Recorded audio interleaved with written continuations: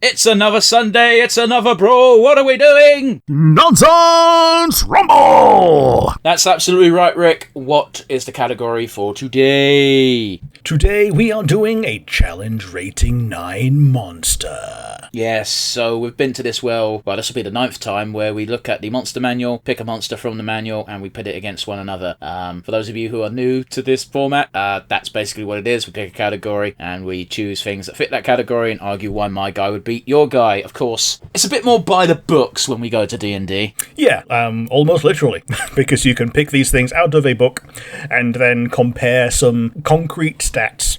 Yes, quite literally numbers. Of course, if anything has highlighted the CR system being complete bollocks, it is this series. Yeah, there are some things that punch so far above their weight class that they should be like 2 ranks higher. Yeah, although, and again, again, for some context, a CR9 should be suitable for a party of 4 level 9 party members. That should be a normal fight. However, because of the action economy, that's not true. Yeah.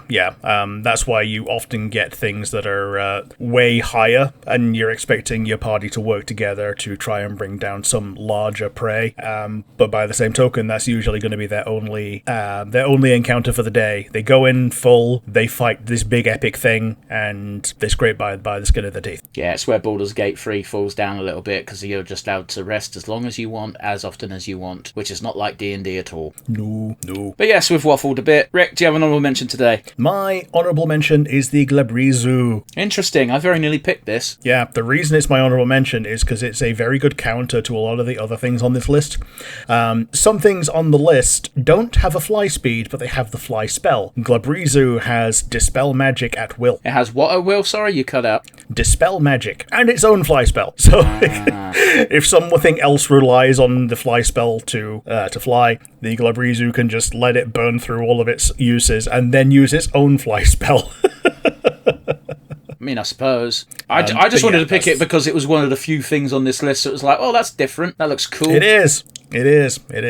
How about you? Do you have an honourable mention today? Yeah, my honourable mention is going to be the Treant, because on the one hand, it's really cool. On the other hand, I think by far its most useful ability would be relying heavily on the Ivwall. Yeah, like being in a forest. Yeah, if we were just like, by the way, this fight's in a forest, it's not like the Chain Devil, because the Chain Devil, if you picked it, it's like, yeah, it's probably carrying chains. Yeah, why wouldn't it bring chains with it? Like, it is a Chain Devil. Yeah, whereas a Treant can't just summon trees at will. That would make it way higher than a CR9. But then again, I think it's a CR9, but if you take away that ability, it really doesn't hold a candle to the rest of the grouping. Yeah, absolutely. They're also one of the few non-evil creatures on this tier, which means you're unlikely to fight one unless you're an evil party or there's some fuckery going on in the campaign. Yeah. So who's going to be your actual pick? That's not how this works. You always go first. Oh, wait, yeah, shit. I'm stupid. You talked about non-evil creatures. I picked the most non-evil creature in this list. I went with the young silver dragon. I've always liked silver dragons. These guys are super cool hero lovers. They will love you and your family for the entirety of your family tree until somebody slights them. If one of you was a hero, but they lose track of time and might come back and try and check in with what happens to be a great-grandkid. The big deal is, other than the other dragon on this tier list, this one has a secondary breath of paralysis breath. Paralysis is good if it works. Yeah, if paralysis works, he wins. What is the save against paralysis? This is a DC 17 con save. It's a low chance against pretty much anything at this level. Yeah, that's the problem with these DCs. Like DC, you said 17, yes? The alternative though is that it does have a recharge rather than being once a day. So it recharges on a 5 or 6. So it's got a 1 in 3 chance of recharging every turn. So with that in mind, what are you going to be fighting me with? Well, it's another classic matchup of dragon versus giant, as I kind of suspected it would be. Of course, there's a couple of giants. There's a couple of dragons, so I didn't know the specifics. I'm putting in the fire giant because they're big, nasty bastards. And they can cob a rock.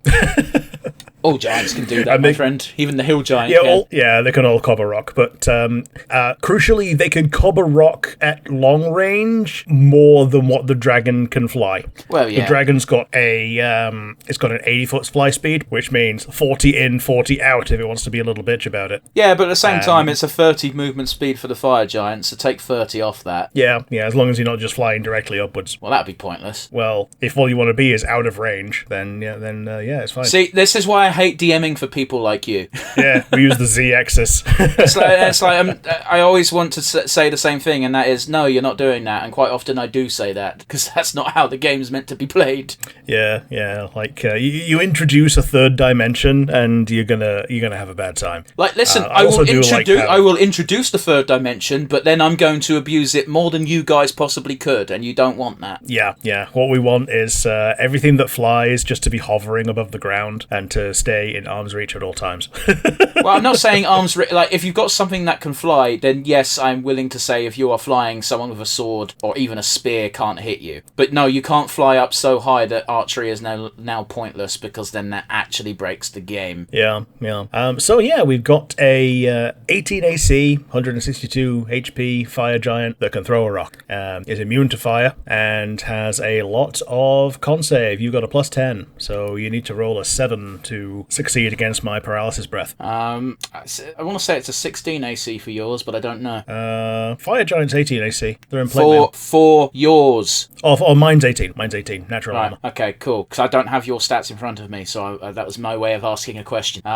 Sure, yeah. The HP, there's pretty much nothing in it. Ground speed, 40, flying 80. Yeah, it's just going to be flying the entire time.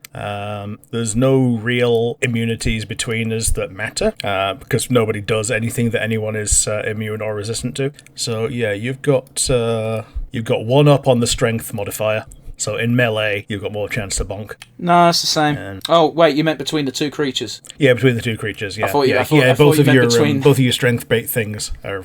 You've got a higher chance to. You got a slightly higher chance to bonk me than I have to bonk you, but I also have breaths. I have 3 attacks. You have 2. I didn't hear that because the Discord's being fucky.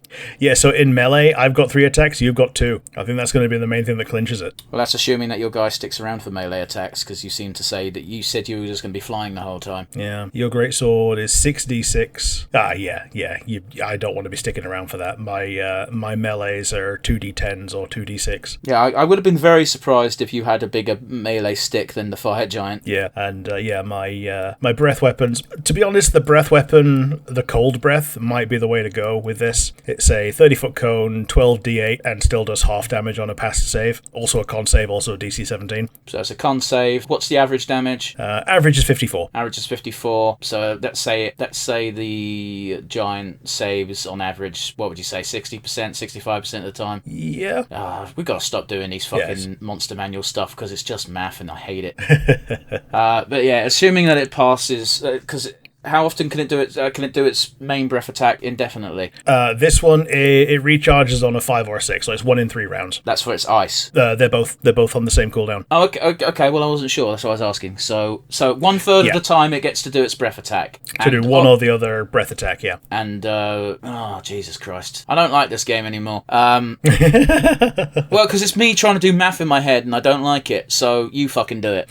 Yeah. So I've got a 1 in 3 chance of just winning. And then after that, well, that's not true, is it? 1 in 3. I mean, it kind of is. Because when you get paralyzed, you get to roll on your turn to get out of it.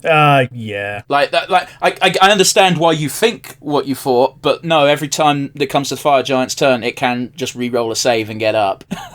I don't know if you can. I think that's for hold person in particular, because you can. That's it gets done to you, so. It might just be for the length of it until you get healed from some other reason. Just gonna double check the paralysis rule.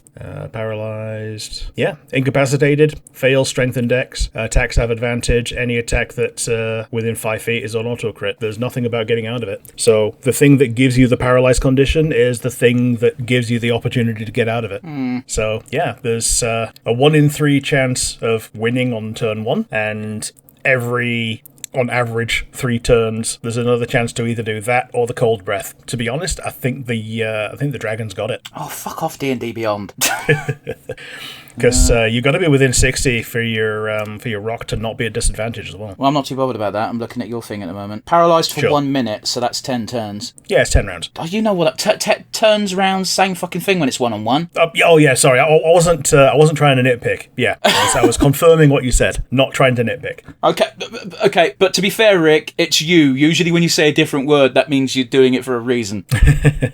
A creature can repeat the saving throw at the end of each of its turns, ending the effect on itself on its success. So yes, it can get out of it. Okay. It says that on the Young Silver Dragon page. So it does. No, I was like, that sounds so wrong, so I had to go from the Paralyze effect to the Young Silver Dragon effect. It's still potent, don't get me wrong, but it's not game-ending. Yeah, and it's at the end of your turn, so he gets another shot to do shit to you. And it says it fails Strength and Dex save specifically. Does that mean it would still get a chance on a con save? Or did I misread that? Yes, yeah, because con is not Strength or Dex. Well, it was more like I wasn't sure if I misread because I'm not on the page anymore. I wasn't sure if I misread that or if it was all saves. Yeah, it's not all saves. It's just the physical ones that you can do something about, not the physical one that you can't do anything about. Yeah. Well, maybe Wizards on the Coast have done a blinder and actually balanced this incredibly well, because this seems like a draw to me, or rather a coin flip decision. I think the Dragons got it, but to be honest, I'm not going to be mad about the draw, because this is specifically something that is written into the lore, so it would be a pretty good set of gameplay and story integration. So depends how much of a pussy the Silver Dragon's being, really. Yeah, and these are a bit more brave. If it was the Blue Dragon would run away. I'm leaning towards a draw, but at the same time, it's D&D, and I don't really care, and the math has done my head in case you couldn't tell by my cadence.